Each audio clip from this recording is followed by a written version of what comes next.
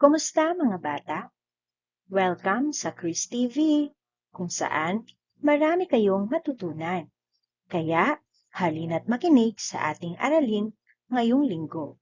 Simulan na natin sa asignaturang GMRC, Week 2, Day 1, Quarter 2. Ang ating aralin ngayong umaga ay tungkol sa pagtulong sa mga gawain ng pamilya sa tahanan. Handa na ba kayong makinig? Tara na! Mga layunin. Nakakikilala ng mga paraan ng pagtulong sa mga gawain ng pamilya sa tahanan. Natutukoy na ang pagtulong sa mga gawain ng pamilya sa tahanan ay may mabuting epekto. Ngayon ay kantahin natin ang awit na Bahay Kubo. Bahay kubo, kahit munti ang halaman buo, ay sari-sari, singkamas at talong, sigarilyas at mani, sitaw, bataw, patani, kundol, patola, upot, kalabasa, at saka mayroon pang labanos, mustasa, sibuyas, kamatis, bawang at luya. Sa paligid-ligid ay puno ng tinga. Tingnan ang mga larawan. Ayan. So ano ang nakikita ninyo sa larawan? Okay, batang nagwawalis ng sahig. Kayo ba ay nagwawalis kayo ng sahig nito? Magaling! Pagpunas ng gamit. Ito ba ay ginagawa ninyo sa bahay? Tinutulungan po ba ninyo ang inyong magulang sa gawaing bahay? Mahusay! Paghugas ng plato. Ayan, kayo ba ay naghuhugas ng plato sa bahay ninyo? Okay, pero kailangan din pong mag-ingat, lalong-lalo na kung ito ay babasagin. Baka ito ay mabasag. So, kailangan din ng tulong ng magulang. Pagtapon ng basura. Ito ba ay ginagawa ninyo? Nagtatapon ba kayo ng basura? Magaling! Paglampaso ng sahig. Ayan, so ito ba ay kaya na ninyong gawin? Ito ba ay mabigat para sa inyo or kayang-kaya niyo na? Opo, syempre, ang paglalampaso ng sahig ay hindi ito mahirap. Kaya, gawin ninyo ito sa bahay para makatulong sa magulang ninyo. Pagligpit ng higaan. Ito ba'y ginagawa ninyo pagising sa umaga? Ano ba ang ginagawa ninyo? Nagliligpit ba kayo or diretso na kayo sa shower or sa paliligo ninyo? Okay, very good. Kailangan pong magligpit ng higaan bago po gawin ang susunod na gawain. Bago bumaba o kaya umalis sa higaan, kailangan mo nang ligpitin or ayusin. Very good. Ano-ano ang ginagawa ng bawat miyembro ng pamilya? So, base dun sa larawan, ano ba ang ginagawa ng mga bata? Kaya sila ay gumagawa ng mga gawaing bahay. Ngayon ay ating basahin at pag-aralan ang salitang matulungin. Pag sinabi nating matulungin, ano po ba ang ibig sabihin nito? Okay, ang matulungin, ito ay halimbawa kapag kayo ay tumutulong sa mga gawaing bahay araw-araw o kaya kapag wala kayong pasok, kung kayo ay laging tumutulong sa magulang ninyo o kaya sa ate, sa kuya, ang tawag po dyan ay matulungin. Kailangan pong tumulong araw-araw sa gawaing bahay. Yung mga kaya nyo nang gawin, gawin nyo. So, yan po ay isang matulungin. Sa araw na ito ay inaasahang makilala ninyo ang mga paraan ng pagtulong sa mga gawain ng pamilya sa tahanan. Kaya gaya ng pagwalis ng sahig, pagpunas ng gamit, paghugas ng plato, pagtapon ng basura, pagligpit ng higaan. Ayan. So ngayon ay basahin ang mga salita na may paggabay ng plural. Pagwawalis ng sahig. Kayo naman po. Pagpupunas ng gamit. Paghuhugas ng plato. Pagtatapon ng basura. Paglampaso ng sahig. Pagdidilig ng halaman. Pagliligpit ng higaan. Ano-ano ang mga paraan ng pagtulong sa mga gawain ng pamilya sa tahanan? Kaya ano ba ang paraan ninyo maliban dun sa mga larawan na nakikita ninyo? Mayroon pa ba kayong mga gawain na tinutulungan or yung pagtulong ninyo? Ano ba ang ginagawa ninyo sa bahay para makatulong kayo sa pamilya ninyo? Kaya halimbawa, kapag naglalaro kayo ng laruan, ano ba ang gagawin ninyo? Kaya syempre, kailangan nyong iligpit. O, sa pamamagitan ng pagliligpit ng mga gamit, kayo ay nakakatulong na sa pamilya ninyo. So, hindi na magliligpit si nanay kasi nagawa niyo na.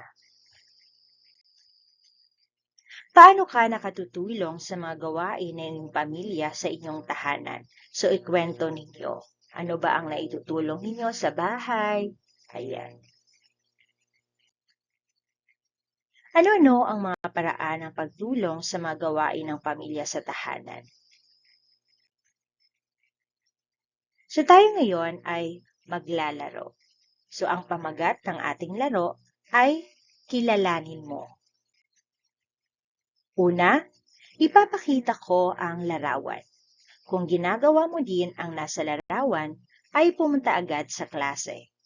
Ikalawa, ikwento kung paano mo ginagawa ang nasa larawan.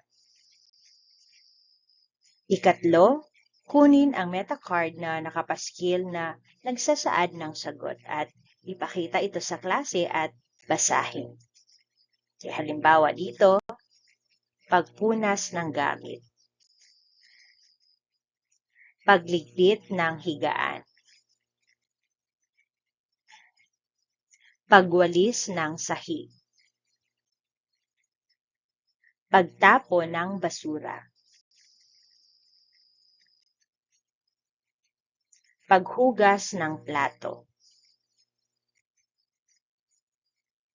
Okay, so ngayon ay gawain dalawa. So pumalakpak ng 3 beses kung ang nakikita ninyong kilos o larawan ay pagtulong sa mga gawain ng pamilya sa tahanan at kung hindi naman ay manatiling tahimik. Okay, so simulan na natin. Pagligpit ng higaan. So ano kaya ang sagot dito? Okay, palakpak ng 3 beses. Sa pagligpit ng higaan, ito ay isang paraan ng pagtulong sa pamilya ninyo. Pagpunas ng gamit. Siyempre, ang sagot dito ay 3 palakpak kasi ito ay gawain o paraan para makatulong sa pamilya ninyo. Pagtapon ng basura. Ano ang sagot po dito? Okay po, ang sagot dito ay pagpalakpak ng 3 beses kasi ito ay nagpapakita ng pagtulong sa pamilya. Okay, next po ay paghugas ng plato. Ano po kaya ang sagot? Okay po, ito ay pagpalakpak ng 3 beses kasi ang paghugas ng plato ito ay paraan ng pagtulong sa pamilya. Pagwalis ng sahig. Okay po, syempre ang sagot dito ay pagpalakpak ng 3 beses kasi ito ay nagpapakita ng pagtulong sa pamilya. Mahusay. Pagdilig ng halaman. Okay, ang sagot dito din po ay pagpalakpak ng 3 beses. Ito ay isang paraan ng pagtulong sa pamilya. So mahalaga na matukoy natin ang pagtulong sa mga gawain ng pamilya sa tahanan. At ito ay may mabuting epekto. Siyempre kapag tayo ay tumutulong sa pamilya natin, ay mas mapabilis po ang gawain, no? Halimbawa, si nanay naglalaba, so kayo pwede na kayo maglampaso, magpunas, o kaya magwalis. So after ni nanay maglaba, wala na siyang gagawin kasi nagawa niyo na. So mapabilis po ang mga gawaing bahay. So ito ay nakadudulot ng mabuting epekto po sa ating tahanan para mas mapabilis ang gawain. Okay, so ngayon magkakaroon tayo ng pangkatang gawain. So sa pagkakataong ito ay bubuo tayo ng mga pangkat. So kayo ay magpangkat ng tig-4 na miyembro. So tingnan muli ang mga meta cards. Ito yung mga epekto at muling basahin ng sabay-sabay. Ano kaya ang mabuting dulot ng pagtulong mo sa mga gawain ng pamilya sa tahanan? Ito may naidudulot na mabuti sa pamilya ninyo sa tahanan? Siyempre po, no, gaya ng sabi po ni teacher kanina, mas mapabilis po ang mga gawain, mas mabilis pong matapos kapag ang lahat ay tulong-tulong sa gawaing bahay. So bakit mahalagang tumulong sa mga gawain ng pamilya sa tahanan? Lalong-lalo na kayo mga bata kapag walang pasok, kayo ba ay tumulong sa mga gawain ng pamilya ninyo sa tahanan? Okay po, magaling. Panatilihin po natin na tumulong tayo sa pamilya natin. Kasi ito ay may dulot sa ating tahanan sa pamilya natin para mas mapabilis ang gawain. Mas mabilis matapos kapag sama-sama o tulong-tulong ang bawat pamilya sa gawaing bahay. Matulungin. So, matulungin ito ay pagbibigay ng mabuting paggawa para sa kapakanan ng kapwa. Epekto, ito ay pagbabago ng dulot ng isang pangyayari. So ngayon ay kumpletuhin ang pangungusap. Ako ay si pangalan ninyo. Ang aking paraan ng pagtulong sa mga gawain ng pamilya ko sa tahanan ay sa pamamagitan ng, ano ba ang naitutulong ninyo sa pamilya ninyo or sa gawaing bahay? So halimbawa dyan, kung kayo ay nagwawalis ng sahig, nagpupunas ng mesa, kaya naghugas ng plato, naglalampaso. So depende po kung ano ang paraan ninyo para makatulong kayo sa gawaing bahay.